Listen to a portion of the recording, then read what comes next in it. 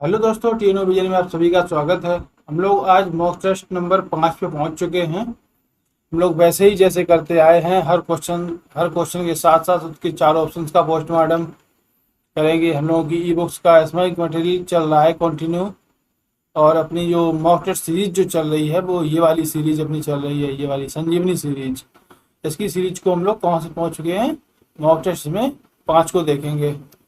अब डिटेल्स के साथ साथ इसके जो चार ऑप्शंस होते हैं उनको भी ध्यान देंगे कि ये क्यों गलत है और क्यों सही है।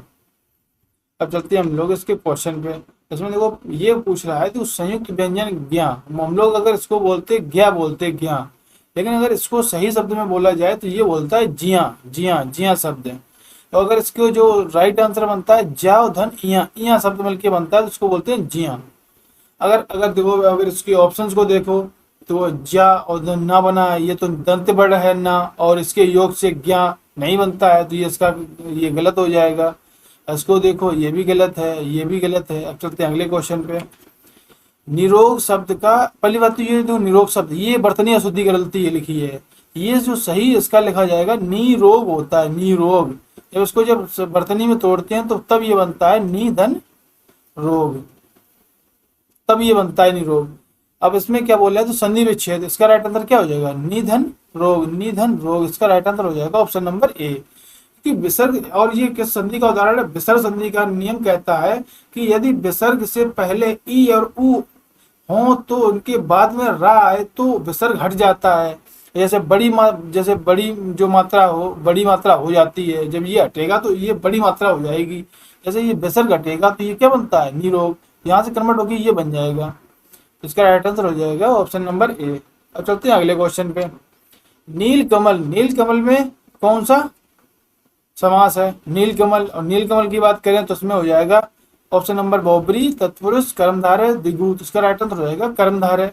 कर्मधारय समास क्या कहता है, जहाँ पहला पद विशेषण जैसे नीला और दूसरा पद विशेष यानी कमल, तो वहाँ कौन सा समास होता है, कर्मधारय समास होता है। और बहुब्री हमारा समास क्या कहता है, ये बहुब्री समास कहता है कि यदि किसी तीसरे विशेष अर्थ जैसे भगवान की ओर इशारा नहीं कर रहा है तो ये इसका गलत आंसर हो जाएगा। तत्पुरुष में क्या होता है, तत्पुरुष इसमें इसमें किसी जैसे कारक चिन्ह होते हैं, जैसे का की के रा री रे, और अधिकरण में पे पर कर्ता ने कर्म को कर सके द्वारा संप्रदान के लिए ये चीजें आती किसमें, तत्पुरुष में। और द्विगु में क्या होता है, द्विगु में होता है संख्यावाची शब्द होते हैं, इसमें पहला पद संख्यावाची नहीं है, ये इसका राइट आंसर नहीं हो सकता। इनमें चीजें होने की संख्या की जरूरत पड़ती है। तो चलते हैं अगले क्वेश्चन पे। निम्न इनमें से कौन सा शब्द बादल का पर्यायवाची है। देखो बादल को हमने कई बार बताया क्योंकि सबसे ज्यादा पूछा जाता है, जब भी बादल वाला शब्द आएगा तो पीछे दा देखिए, दा जलद बारिद ये सारी कंडीशन में नहीं, तो उसका राइट आंसर हो जाएगा जलद। अब जा होता है ये कमल का, ये भी कमल का, ये भी कमल का, तो ये तीनों जो तीनों दे रखे हैं ये किसके दे रखे हैं, कमल के पर्यायवाची, ये कमल के पर्यायवाची दे रखे हैं। क्योंकि इनमें जा लगता है, देखो नीरज, नीर और नीर धन जा, जा मतलब होता है जन्म, नीर मतलब जल, जल में जन्मा वाला होता है कमल। अंबुज, अंबु में होता है जल, जा मतलब जन्म। तो ऐसे हो जाते हैं। हम चलते हैं अगले क्वेश्चन पे। आरोह सब, आरोह का विलोम, आरोह का होता है अवरोह, आरोह का अवरोह, इसका राइट आंसर हो जाएगा बी। जैसे इंग्लिश में इसको बोलते हैं असेंडिंग ऑर्डर को बोलते हैं आरोह, और अवरोह को बोलते हैं विलोम में डिसेंडिंग ऑर्डर, मतलब नीचे उतरना, और असेंडिंग ऊपर चढ़ना। अवरोध का होता है, जैसे अवरोध गलत शब्द लिखा है, इसका अर्थ होता है रुकावट। समारोह इसका अर्थ होता है उत्पल, जैसे कार्यक्रम होना। और निर्मोह इसका अर्थ होता है जैसे मोह ना हो, तो इसको क्या बोलते हैं निर्मोह। अब चलते हैं हम लोग प्रश्न नंबर 6 पे। इसमें देखो क्या दे रखा है, निम्नलिखित में से शुद्ध वर्तनी वाले शब्द का चयन कीजिए।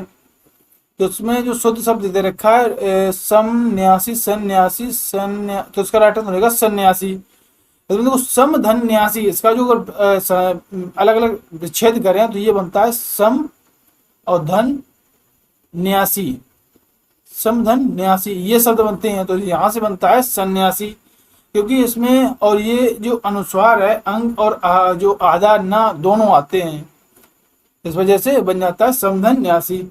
अब ऑप्शन नंबर बी तो गलत लिखा है, वो ए तो गलत लिखा है, और सी को देखें तो सन्यासी ये भी गलत है, सन्यास ये भी गलत है। चलते हैं अब अगले क्वेश्चन पे। जो किए गए उपकार को मानता हो, जो किए गए उपकार को मानता हो उसको बोलते हैं कृतज्ञ, उसको बोलते हैं क्या, कृतज्ञ। इसका राइट आंसर हो जाएगा ए। अब कृत भी अब इसमें देखो इसकी अगर व्याख्या करें तो ये बनता है कृत और धन ज्ञा। तो कृत होता है किए गए और ज्ञा मतलब होता है जानने वाला, तो कृतज्ञ, तो इसको बोलते हैं कृतज्ञ। अब कृतज्ञ क्या होता है? कृतज्ञ ये ठीक उल्टा है, उपकार ना मानने वाला हो। और उपकारी को क्या बोलते हैं? जैसे उपकार करने वाला या ना उपकार मानने वाला होता है। और परोपकारी दूसरों पर भलाई करने वाला। तो अब चलते हैं अगले क्वेश्चन पे। दूध, तो दूध शब्द का तत्सम रूप क्या होगा? दूध का हो जाएगा क्या? दुग्ध, क्योंकि ये तत्सम हो जाएगा। और देखो ये पहला जो शब्द लिखा ए दूध, ये गलत शब्द है, व्याकरण दृष्टि से अशुद्धि ही है ये। तो पय वो किसका होता है? पय दूध का पर्यायवाची होता है।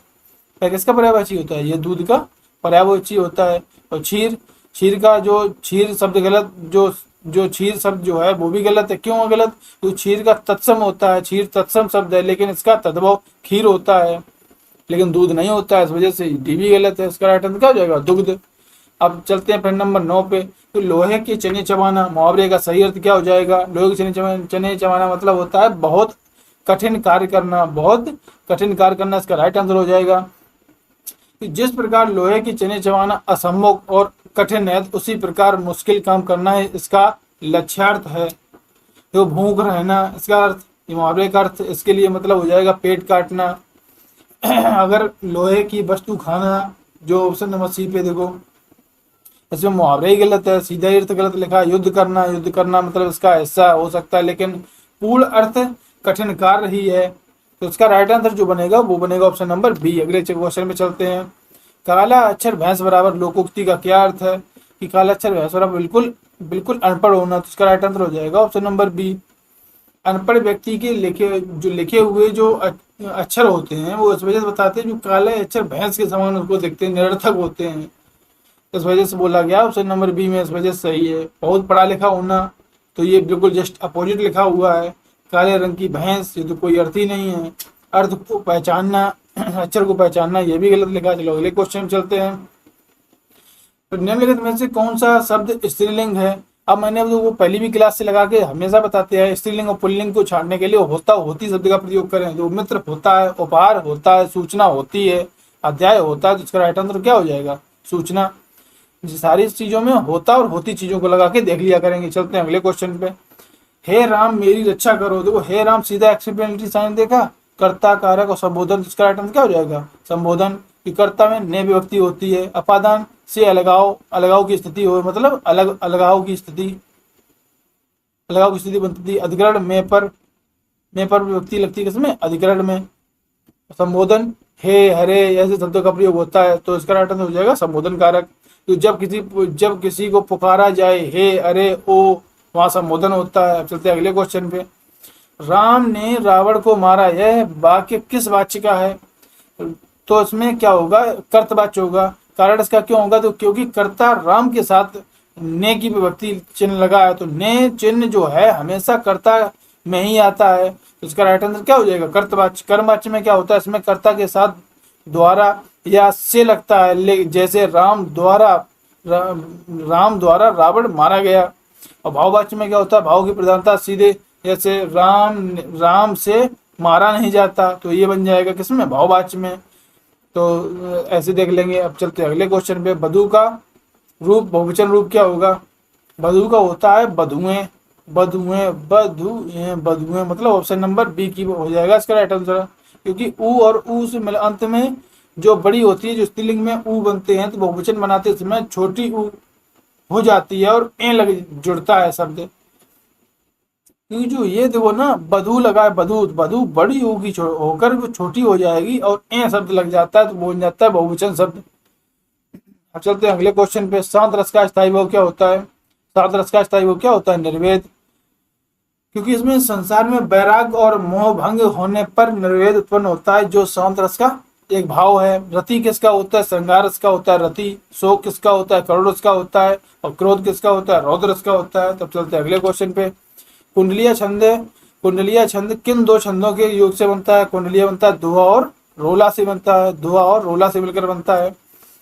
कुंडलिया के 6 चरणों में पहले 2 चरण दुहा के और अंतिम 4 चरण रोला के होते हैं। रोला और उलाला किससे बनता है? इसके योग से छंद बनता है। रोला और उलाला क्या बनता है? इससे बनता है क्या? छप्पे बनता है। और चौपाई और दोहा से ये कोई गलती है, कोई मतलब का नहीं है। और सोरठा और रोला ये गलत संयोजन है। चलते हैं अगले क्वेश्चन पे। कनक का अनेकार्थी शब्द इनमें से कौन सा नहीं है? ये चीज याद रखना, नहीं शब्द को हमेशा ध्यान से पढ़ना। कनक का अनेकार्थी शब्द जो होता है, देखो कनक, कनक देखो सोना भी होता है, कनक धतूरा भी होता है, कनक गेहूं भी होता है, कन बोलते हैं। कनक का अर्थ मतलब एक अर्थ गेहूं भी होता है, तो मतलब ये और ये सही है, तो इसका राइट आंसर क्या हो जाएगा? चांदी इसका राइट आंसर हो जाएगा। चलते अगले क्वेश्चन पे। मैलांचल ये किनकी रचना है? मुंशी प्रेमचंद, फणीश्वरनाथ रेणु, रामदास सिंह दिनकर, महादेवी वर्मा। तो इसका राइट आंसर हो जाएगा फणीश्वरनाथ रेणु, इसका राइट आंसर हो जाएगा। यह हिंदी का प्रसिद्ध आंचलिक उपन्यास है। अगर पूछेगा कि हिंदी का प्रसिद्ध आंचलिक उपन्यास कौन सा है, तो उसका नाम आएगा फणीश्वरनाथ रेणु का मैला आंचल। और अगर रामदास सिंह दिनकर की बात करें तो ये वीर रस के कवि हैं, जैसे इन्होंने लिखा है उर्वशी, रश्मि रथी। माधवी वर्मा की बात करें तो उनकी रचना है यामा, निहार, नीरजा और गिल्लू, ये किसमें आती है? माधवी वर्मा की। अब चलते हैं हम लोग अगली क्वेश्चन पे। खड़ी बोली का दूसरा नाम क्या है? खड़ी बोली का दूसरा नाम क्या है? खड़ी बोली को नाम बोलते हैं कौरवी, क्योंकि ये कुरु जनपद जैसे मेरठ के आसपास की बोली जाने वाली इसे जो कौरवी कहा जाता है, इसको कौरवी को, खड़ी बोली को कौरवी कहा जाता है। मगही बिहारी जो हिंदी की एक बोली है, क्या? मगही। हिंदुस्तानी की बात करें तो ये हिंदी और उर्दू का मिला जुला रूप होता है, हिंदुस्तानी शब्द। बघेली की बात करें, यह पूर्वी हिंदी, जैसे मध्य प्रदेश हुआ, यूपी की बॉर्डर पे जो भी होती है, तो वहाँ क्या कौन सी आती है? बघेली आती है, तो इसका राइट आंसर हो जाएगा कौरवी। अब चलते हैं अगले क्वेश्चन पे। कल राम विद्यालय जाएगा, कल राम विद्यालय जाएगा, तो इसका राइट आंसर हो जाएगा सामान्य भविष्यत काल। ऐसा हो जाएगा सामान्य भविष्यत काल। कारण देखो कि सेंटेंस को हम लोगों को समझना है, खुद से समझना है, इसमें कोई रूल कोई चीज नहीं लगानी है। हम अपने मुंह से बोल के देखेंगे कल राम विद्यालय जाएगा, तो अगर खुद से देखो किसी का नाम लेके बोलोगे वह कल कहाँ कानपुर जाएगा या कहीं पे जाएगा, तो ऐसी स्थिति में वो सामान्य स्थिति बता रहा है, तो भविष्य की बात कर रहा है, तो आ जाएगा सामान्य भविष्यत काल। देखो क्रिया के आने से पहले जैसे समय के रूप में होता है गा, गी, गे लगता है। संभाव में क्या होता है? शायद शब्द लगता है, संभावना शब्द लगता है। जो शायद कल राम विद्यालय जाए, तो उसमें क्या बनेगा? संभाव्य। अगर हेतु मत को अगर बनाना चाहें तो उसमें क्या होता है? जैसे अगर राम पढ़ेगा तो पास होगा, तो इसमें बनती है हेतु मत भविष्यत काल। अगर संदिग्ध भूतकाल की बात करते हैं तो ये बनता है जैसे इसमें राम विद्यालय गया होगा, ये संदिग्ध की बात हो जाएगी। तो ऐसे सारे ऑप्शंस को समझ जाएंगे। तो हम चलते हैं हम लोग अगले क्वेश्चन पे। यह गाय अधिक दूध देती है, यह गाय अधिक दूध देती है, तो वाक्य में अधिक शब्द क्या है? परिमाणवाचक है। इसका राइट आंसर क्या हो जाएगा? परिमाणवाचक। अगर इसमें देखो दूध को मापा जाता है लेकिन गिना नहीं जाता, तो ये बनेगा, ये मात्रा माप बताए तो वहां होता है प्रमाणवाचक। गुणवाचक की बात करें अगर ऑप्शन को देखो, गुणवाचक भी है, तो गुणवाचक ऑप्शन में देखो इसमें क्या होता है? गुणवाचक में इसमें होता है जैसे रंग, आकार, सफेद, लाल, जो भी जाते हैं सब किसमें कि गुणवाचक में। संख्यावाचक की बात करें तो गिनती आती है, जैसे 4 गायें, 5 भैंस, ऐसी चीजें किसमें आती हैं? संख्यावाचक में। सार्वजनिक सार्वनामिक की बात करें तो सार्वनाम जैसे शब्दों से बनता है यह है वह है, ऐसे शब्दों में होते हैं सार्वनामिक जो बनते हैं, तो उसमें किसमें आते हैं? सर्वनामिक में। अब हम लोग चलते हैं 22 नंबर क्वेश्चन पे। मैं यह काम स्वयं कर लूंगा, तो इसमें स्वयं शब्द की बात कर रहा है, कौन सा सर्वनाम है? स्वयं की बात करें, आप की बात करें, खुद की बात करें, वहां आता है निजवाचक सर्वनाम।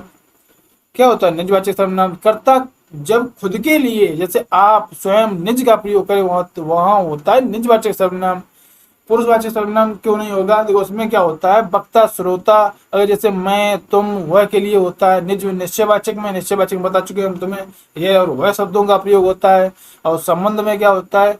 संबंध में जो, सो, ऐसे, वैसे, ऐसे, मतलब संबंध दोनों को संबंध स्थापित करने के लिए होता है, तो वहां होता है संबंधवाचक सर्वनाम। हम लोग चलते हैं अगले क्वेश्चन पे। मुझे थोड़ा दूध चाहिए, तो वाक्य में थोड़ा किस प्रकार का विशेषण है? अब थोड़ा की बात कर, थोड़ा क्या? प्रमाण, ये प्रमाण की बात कर रहा है। देखो क्योंकि प्रमाण जो थोड़ा अनिश्चित वाचक प्रमाण बता रहा है, क्योंकि इसलिए यह परिमाणवाचक विशेषण है।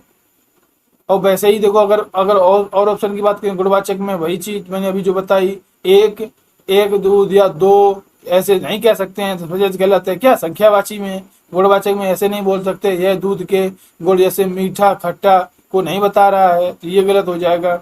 सर्वनामिक में क्या होता है? यह सर्वनाम का प्रयोग जिस रूप में नहीं हुआ है, तो उसमें यह भी गलत हो जाएगा। अब चलते अगले क्वेश्चन पे। अत्याचार में उपसर्ग क्या है? अति धन आचार, तो उसमें राइट आंसर क्या हो जाएगा, इसमें हो जाएगा अति, अति धन आचार। इसकी जो संधि विच्छेद बनेगा ये बनता है अति धन आचार, आचार, तो ये इसकी संधि में विच्छेद बन जाएगा। और ये किस, उसमें कौन सी संधि है, अगर इसमें पूछा जाए कौन सी संधि है, तो इसमें संधि हो जाएगी एड़ संधि। कौन सी संधि हो जाएगी, एड़ संधि, एड़ संधि हो जाएगी। चलते हम लोग अगले क्वेश्चन पे। घबराहट शब्द में कौन सा प्रत्यय लगा है, घबराहट मतलब आहट प्रत्यय लगा है, इसमें इसका राइट आंसर हो जाएगा क्या, आहट हो जाएगा, क्योंकि उसमें घबराना मूल धातु है। अगर इसकी मूल धातु की बात करेगा तो इसमें शब्द क्या है, घबराना, घबराना एक मूल धातु है, उसके पीछे लगता है जब आहट शब्द, आहट, तब बनता है, टोटल बनता है ये घबराहट, ये शब्द बन के आता है ये वाला, तभी डायरेक्ट आंसर बनता है इसका। तो इसमें जो प्रत्यय शब्द है वो आहट है। अब चलते हैं अगले क्वेश्चन पे। निम्न में से कौन सा वाक्य शुद्ध है, तो उसकी शुद्ध की बात है तो अगर ऑप्शन पढ़े, कृपया करके यहाँ बैठिए, कृपया यहाँ बैठें, यहाँ बैठने की कृपा करें, यहाँ बैठिए, कृपया करके, तो इसमें अगर सही अगर सेंटेंस देखा जाए तो कृपया यहाँ बैठें ये शुद्ध शब्द है। क्यों शब्द, व्याकरणिक दृष्टि और व्यावहारिक रूप से सबसे सटीक और सम्मानजनक वाक्य है। तो देखो कृपया करके, देखिए जिसने पहले ऑप्शन में लिख रखा है कृपया करके यहाँ बैठिए, तो कृपया और करके दोनों शब्दों को एक साथ प्रयोग अशुद्ध माना जाता है। अब सी की बात करें, देखो यहाँ बैठने की कृपा करें, यहाँ बैठने की कृपा करें तो गलत क्या, वाक्य का पदक्रम गलत है, शब्द का चयन अशुद्ध है। यहाँ बैठिए कृपा करके, कृपया करके, तो इसमें पुनरावृत्ति दोष, मतलब कृपया और करके दोनों इकट्ठे शब्दों का प्रयोग हो रहा है। चलते अगले क्वेश्चन पे। मुंह की खाना, मुंह की खाना मतलब मुहावरे का अर्थ क्या होगा, बुरी तरह हार जाना। इसका राइट आंसर क्या हो जाएगा, बुरी तरह हार जाना।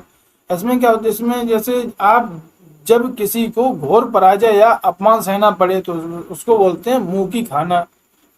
अगर भोजन करना तो उससे मुहावरे का कोई अर्थ ही नहीं बनता, चोट लगना कोई अर्थ नहीं, मुंह के बल गिरना हो जाएगा, चोट गिरना का अर्थ हो जाएगा क्या, मुंह के बल गिरना।